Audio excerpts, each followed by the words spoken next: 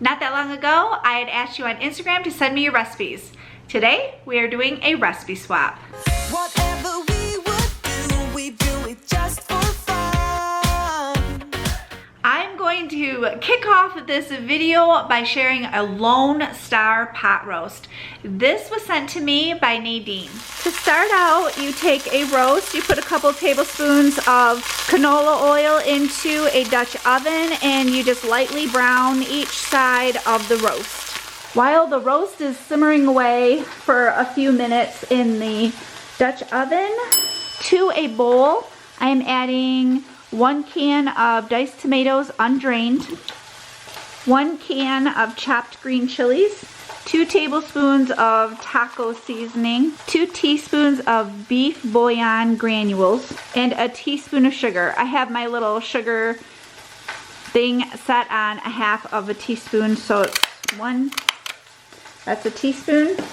I'm going to mix all of these together. I poured that sauce over the roast, and I'm going to let the roast simmer for 2 to 2.5 hours.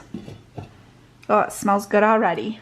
Okay, our roast was about 3-pound roast, and it took only 2 hours to cook, and it's ready and tender and done. So now I removed the roast from the pan, left that sauce in there. I have combined 3 tablespoons of flour and a 1/4 cup of cold water, and I'm putting that in this gravy, and I'm mixing it good so it thickens up this gravy, and I'm gonna serve this over some mashed potatoes. All right, I have the gravy over the top of my roast, and then I also put some over some mashed potatoes, and I have green beans on the side. The sauce that is created with this pot roast is made into a gravy. Oh my goodness, this is just the cherry on top. This complements the roast perfectly. And we heated it up the next day, and it was just as good reheated. With the pot roast, you could also turn this meal into sandwiches, and you could use the gravy as a sauce on a hot sandwich. I will definitely be making this again. All my guys raved about this Lone Star pot roast. Thank you so much, Nadine. I had asked for meals, desserts, sides, whatever you had, and Casey did not disappoint with this strawberry crisp. To start out, you need 6 cups of hulled and quartered strawberries. You can put those in a big bowl.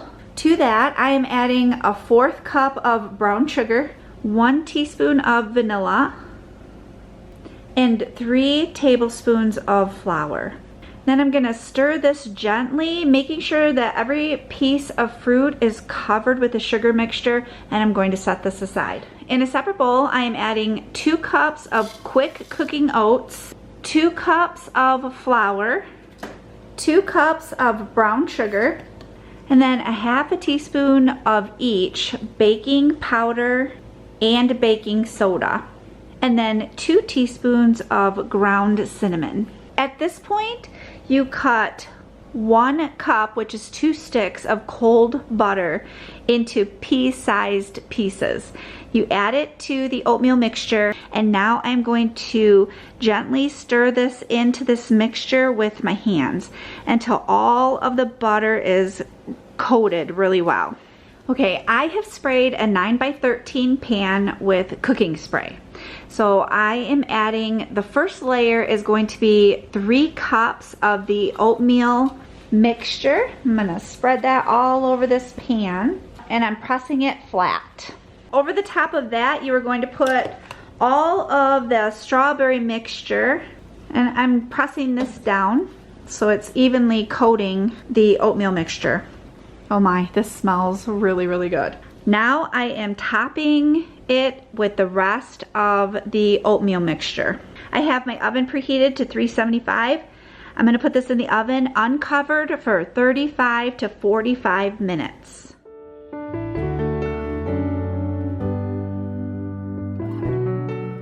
We ended up making this for Father's Day weekend. Oh my goodness, it was delicious. We served it with ice cream.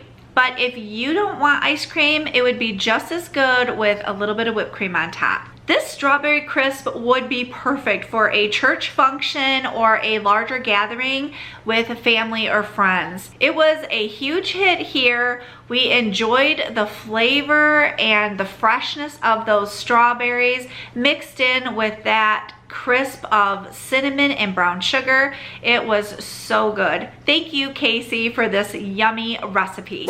We are going to make a really quick meal of Sloppy Joe biscuits. This was sent by Francesca.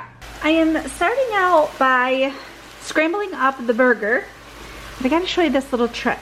Okay, so I slide the meat over, have a paper towel, and I sop all that grease up right in the paper towel.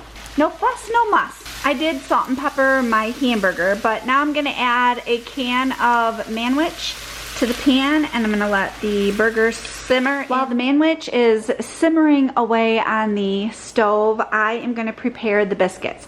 So you take a muffin tin. I sprayed my muffin tin. Take a biscuit and you put it down in and kind of make like a well around the muffin tin.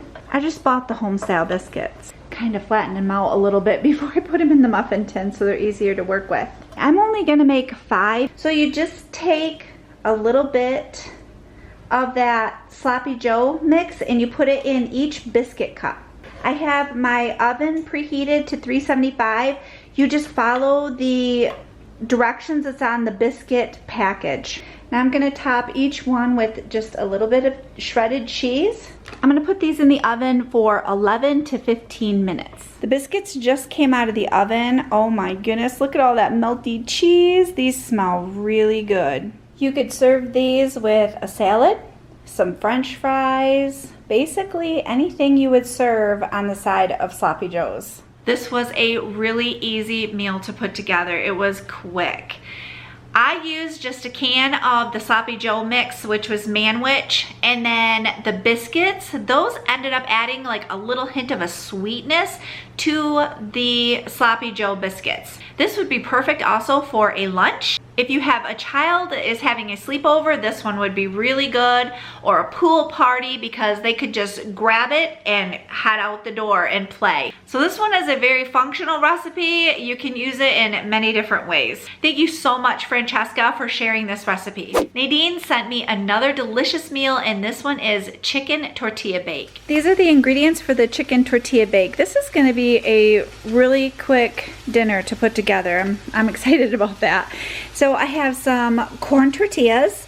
I have some chicken broth. I'm going to use a cup of that. 2 cans of chopped green chilies, a can of mushroom soup, and a can of cream of chicken soup, an onion, and then a couple cups of shredded cheddar cheese. And then on the stove, I am finishing up cooking. It calls for 3 cups of shredded chicken, but I'm using just 3 chicken breasts shredded, and I did add some salt and pepper to it. In a bowl, I have the chicken and then the diced onion. To that, I am adding the 2 cans of green chilies, 1 can of cream of mushroom soup, 1 can of cream of chicken soup, and 1 cup of chicken broth. Going to stir to combine these all together, and I'm gonna set this aside. So I sprayed my 9x13 pan, and I am going to put 6 corn tortillas in the bottom of it. And now I am layering half of the chicken mixture onto these tortillas. I'm gonna make sure that it's spread out evenly all over the tortillas. I measured out 2 cups of cheese, shredded cheddar cheese, and I'm gonna put 1 cup on top of the chicken, and then I'm going to repeat the layer 1 more time. If your tortillas don't fit, you can cut them to size.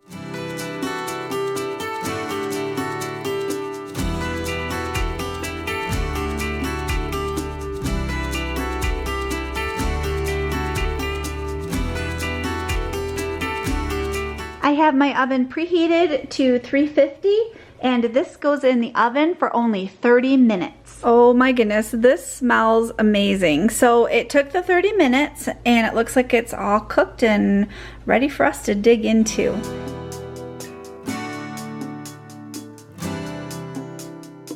This is comfort food in one pan. Let me tell you, wow. This was so good. With the soups mixed in, it made it creamy. The only thing that I would do differently is next time I make it, I will put a little bit of that soup mixture on the bottom of the pan and then layer the tortillas and continue the layering process after that. And it warmed up really well the next day for lunch. Thank you so much, Nadine, for this recipe as well. Christine sent me this fun recipe. This is called whiskey cake. In a bowl, I have placed yellow cake mix. I'm using the Duncan Hines.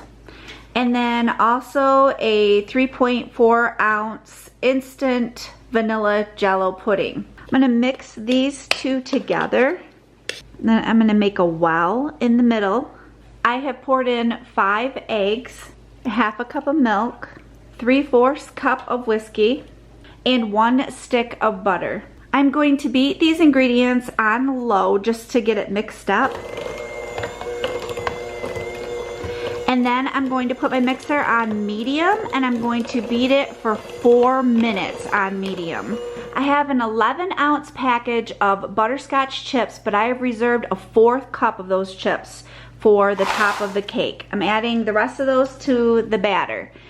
And I have 1.5 cups of chopped walnuts, but I have reserved 1/4 cup of chopped walnuts for the top of the cake as well. And I'm going to stir these in really well. I have a 9x13 cake pan and I have buttered it and then lightly floured the bottom of it. To this, I'm going to add the cake batter. I'm going to spread the batter as evenly as I possibly can into the cake pan. To the top of the cake, I'm going to sprinkle on the 1/4 cups of chopped walnuts and the 1/4 cup of butterscotch chips. I have my oven preheated on 350, and this cake will bake for 50 to 60 minutes. I just pulled the cake out of the oven and it is done after 50 minutes. So it smells really good.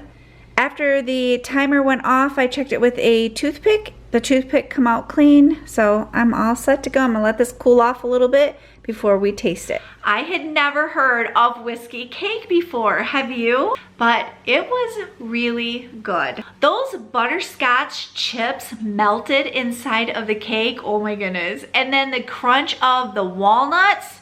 The whiskey, to me, I could taste a little bit of the warmth of it. It kind of was warm in my throat after I ate it. Now, Jason and the boys said that they couldn't tell the whiskey, but the butterscotch chips, I think, cut through the whiskey and gave it a really good flavor. We did not have any frosting or nothing on the top of it, and it was really, really good. We enjoyed this. Thank you so much, Christine, for having us step outside of our little comfort zone and try something new to us, and we really enjoyed it. I want to thank all of you sweet ladies again for sending me your recipes and sharing them. I will have all of these recipes down below so that you can try them too. I hope you have a wonderful day, and I will see you soon.